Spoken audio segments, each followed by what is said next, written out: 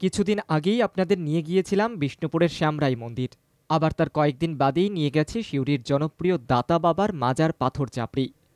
এবার আপনাদের নিয়ে যাব কলকাতার বুকে এক জৈন মন্দিরে।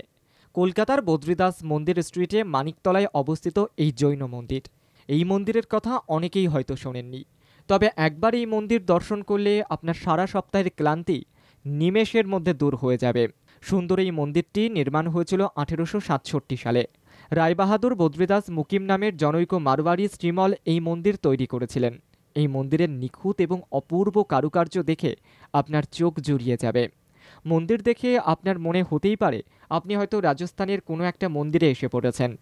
এই মন্দিরের অপর নাম জৈন দাদাজিকা টেম্পল। রাজধানী স্থাপত্য শৈলীর আদলে নির্মিত এই মন্দির জৈন তীর্থঙ্কর পরেশনাথের নাম অনুসারেই তৈরি করা হয়েছে।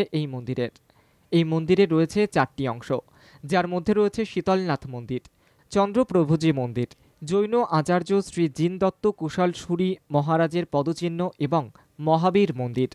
জৈন ধর্মের সব অনুষ্ঠানের স্বাদ পেতে গেলে আপনাকে সোজা চলে আসতে হবে এই জৈন মন্দিরে।